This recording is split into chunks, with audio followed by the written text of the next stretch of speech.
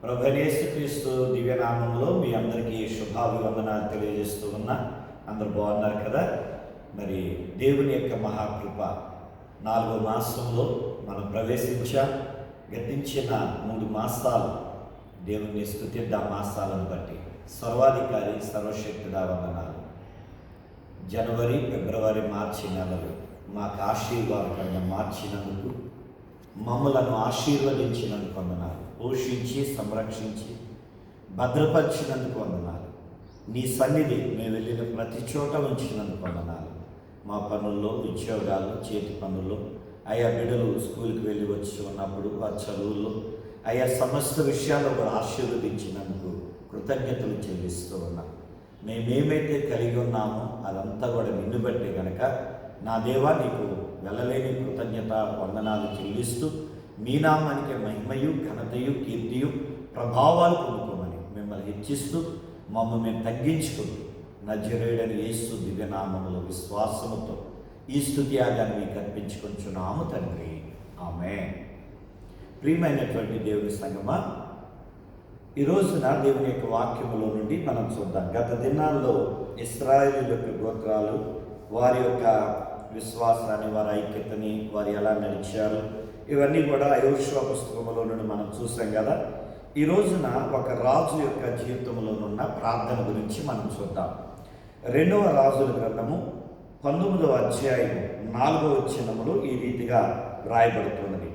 జీవము గల దేవుని దూషించుటకై అషూరు రాజైన తన యజమానుని చేత పంపబడిన రబ్షాకే పలికిన మాటలనియు, నీ దేవుడైన యెహోవా ఒకవేళ ఆలకించి నీ దేవుడైన యెహోవాకు వినబడి ఉన్న ఆ మాటలను బట్టి ఆయన అషూరు రాజును గద్దించునేమో, కాబట్టి నిలిచిన శేషమ కొరకు నీవు హెచ్చుగా ప్రార్థన చేయుము.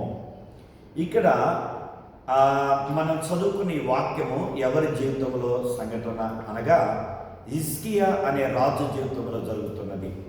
హిజ్కియా రాజుగా పరిపాలన చేస్తూ ఉన్నప్పుడు యెషయా హిజ్కియా దగ్గరికి వచ్చి హిజ్కియాతో చెబుతూ ఉన్నాడు, అషూరు రాజు దాడి చేయడానికి సిద్ధంగా ఉన్నాడు కనుక అషూరు పంపిన సేవకుని యొక్క రబ్షాకే మాటలను బట్టి నువ్వు ఏమాత్రం అధైర్యపడవద్దు అని చెబుతూ, ఒకవేళ నీవు దేవుని యొక్క మందిరానికి వెళ్ళి, నువ్వు దేవుని సన్నిధికి వెళ్ళి, నువ్వు దేవుని ఎదుట ప్రార్థన చేసిన ఎడలా, అందుకని మొదటి అంశం ఏంటంటే అధిక ప్రార్థన అని మనం పేరు పెట్టుకున్నాం. నువ్వు అధికంగా ప్రార్థన చేస్తే ఆ ప్రార్థన దేవుడు ఆలకించి నీకు జవాబిస్తాడు అనేది యెషయా హిజ్కియా జీవితంలో ఉన్నటువంటి మాటని మనం చూస్తూ ఉన్నాం. అంటే నువ్వు హెచ్చుగా ప్రార్థన చేయాలని, అధికంగా నువ్వు ప్రార్థన చేయి. శత్రువుని చూసి భయపడవద్దు. మన జీవితంలో మనకి ఏదైనా అనారోగ్యం వచ్చిందంటే భయపడతాం. ఆ భయంతో ప్రార్థన చేయటం మానేస్తాం. అందరికీ జీవితం ప్రార్థన చేయమని, కానీ మనం ప్రార్థన చేయం. పాస్టర్ గారి జీవితం, నువ్వు వెళ్ళే సంఘ పాస్టర్ జీవితం, నీ తెలిసిన పాస్టర్ జీవితం, నీ సంఘంలో ఉన్న విశ్వాసులు కనపడితే వాళ్ళ జీవితం, నా గురించి ప్రార్థన చేయండి అని. కానీ మనం ప్రార్థన చేస్తున్నామా? ఇక్కడ యెషయా అనే ప్రవక్త ఏమంటున్నాడు, ఓ హిజ్కియా నువ్వు ప్రార్థన చేయి. ఆయన ప్రవక్త యెషయా, ఆయన చేయొచ్చు ప్రార్థన. కానీ ఒక సేవకుడు ఏం చెబుతున్నాడు విశ్వాసుల కంటే, సేవకులందరూ నీ కొరకు ప్రార్థన చేస్తారు, కానీ నువ్వు కూడా ప్రార్థన చేయాలి కదా. అది దేవుడు మనకు నేర్పించే పాఠం.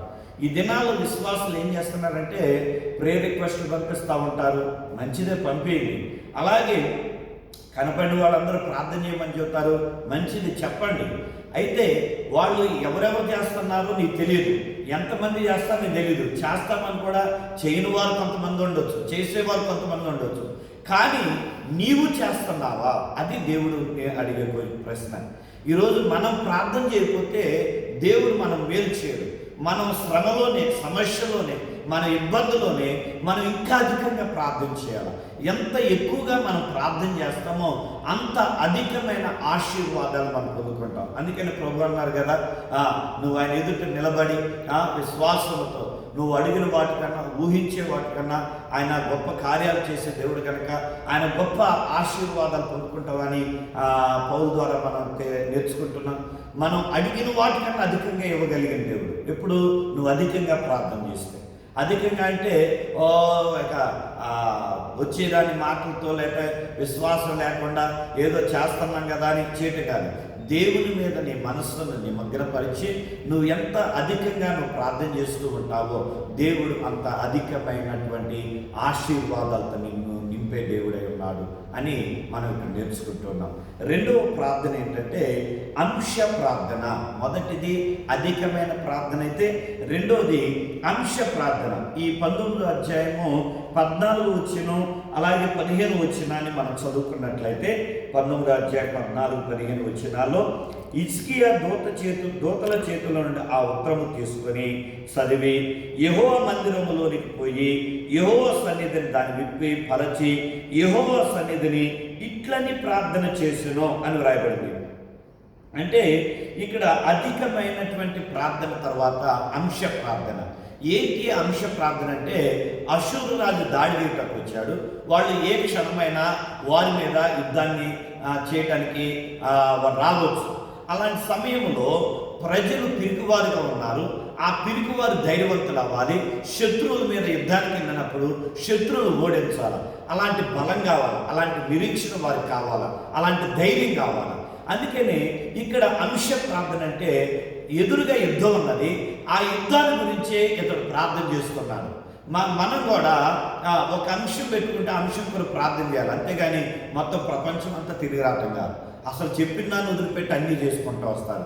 చాలామంది సంఘంలో అయ్యా ఇదిగో పలానా అంశం కొరకు ప్రార్థన చేద్దాం, ఇదిగో పలానా సహోదరి బాగోల ప్రార్థన చేయండి అంటే ఆ సహోదరి సంగతి మర్చిపోతారు. వేరే వేరే విషయాలన్నీ కూడా మొదలుపెట్టి ప్రార్థన చేసుకుంటూ వస్తారు. అంశ ప్రార్థన అంటే అందరూ కూడా ఏక మనసుతో ఏ సమస్య ఉన్నదో ఆ సమస్య మీద ఫోకస్ చేసి ప్రార్థన చేయాలి. ఇప్పుడు ఎండ తీవ్రత అధికంగా ఉంది. మనం ఎండ తీవ్రతను బట్టి వడదెబ్బ గురవుతున్నాం కనుక ప్రజలందరూ ఎండ తీవ్రతను బట్టి వారు రక్షింపబడాలి, వడదెబ్బ గురి కాకూడదు, వారు కాపుదల కావాలి, వారి భద్రత కావాలి. కనుక ఈ అంశం కొరకు మనం ప్రార్థన చేద్దాం అంటే దాని కొరకే ప్రార్థన చేయాలి మనం, ఆ అంశం కొరకే. అలాగే హిజ్కియా అలాగే ప్రార్థన చేస్తున్నాడు. తన ఎదుట ఏ సమస్య అయితే ఉన్నదో ఆ సమస్యను బట్టి ప్రార్థన చేస్తున్నాడు తప్ప మిగిలిన వాటిని కూడా కాదు. దావీదు కూడా ఒకసారి అలాగే ప్రార్థన చేస్తున్నాడు. ఆయన తప్పు చేశారు, అయితే మరి నాతాను ప్రవక్త వచ్చి హెచ్చరించాడు. అప్పుడు దావీదు అన్నాడు, ఒక గొర్రె ప్రతిగా 4 గొర్రెలు అన్నాడు.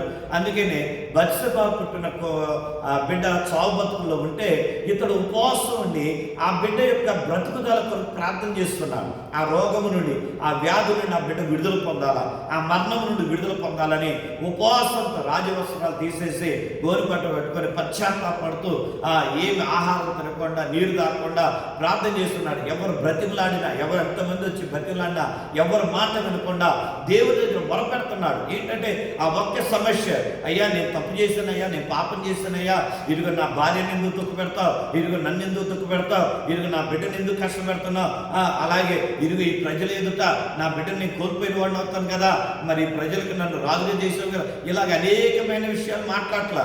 దేవా ఈ బిడ్డను బ్రతికించు, ఈ బిడ్డను బ్రతికించు, ఈ బిడ్డను బ్రతికించు అలా ప్రార్థన చేస్తూ ఉన్నాడు. కనుక అంశ ప్రార్థన అంటే ఒక అంశాన్ని దేవుని సన్నిధిలో మనం పెట్టి ప్రార్థన చేయాలి. అది నీ కుటుంబ సమస్య అయితే కుటుంబం, అలాగే నీ ఆరోగ్య సమస్య అయితే ఆరోగ్యం గురించి, నీ ఆర్థిక సమస్య అయితే ఆర్థిక సమస్య గురించి నువ్వు అలాంటి అంశ ప్రార్థన ఏర్పాటు చేసుకొని విశ్వాసంతో ప్రార్థన చేయాలి. ఉపవాసం ఉన్నప్పుడు నువ్వు దేని కొరకు ఉపవాసం ఉన్నావో, ఏ సమస్యను బట్టి ఉపవాసం ఉన్నావో దాని కొరకు ప్రార్థన చేసినప్పుడు దేవుడు వింటాడు. మూడవదిగా అంగీకరించబడిన ప్రార్థన. మనం 20వ అధ్యాయం మొదటి 5 వచనాలు చేస్తే అక్కడ హిజ్కియాకి మరణకరమైన రోగం వచ్చింది. ఆ రోగంతో ఆయన చనిపోబోతున్నాడు. ప్రవక్త వచ్చి చెప్పినప్పుడు ఆ హిజ్కియా వెళ్ళి ప్రార్థన చేస్తూ ఉన్నాడు. ఆ ప్రార్థన దేవుడు అంగీకరించాడు అని వ్రాయబడింది. అలాగే ఇందాక ఏ అంశ ప్రార్థన అయితే చేశాడో ఆ అంశ ప్రార్థన కూడా దేవుడు అంగీకరించాడు అని 19వ అధ్యాయం 20వ వచనంలో మనం చదువుతూ ఉన్నాం. అనగా మనం చేసే ప్రార్థన దేవుడు అంగీకరిస్తాడు. ఆయన అంగీకరించే విధంగా మన ప్రార్థన ఉండాలి.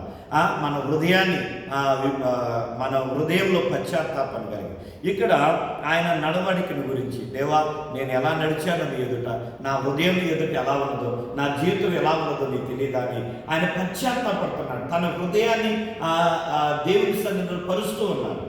యోవేలు అన్నాడు కదా, మీ హృదయాలను దేవునికి అప్పగించుకోనండి, మీ వస్త్రాలు చెప్పుకోవటం కాదు, మీ హృదయాలను చెప్పుకోనండి. అనగా మన హృదయములు శుద్ధి కలగాలి ఉండాలి, మన హృదయములో ప్రతి పాపమును విడిచిపెట్టాలి. అప్పుడు దేవుడు అంగీకరిస్తాడు ఆ ప్రార్థన. హృదయంలో పాపం పెట్టుకొని ప్రార్థన చేస్తే ఆ ప్రార్థన అంగీకరించాడు.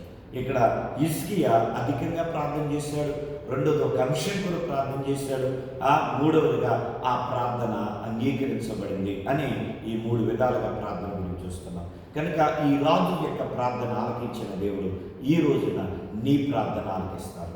ఈ రోజున నువ్వు దేని కొరకు అడుగుతావో అది నీకు ఇవ్వబోతున్నాడు.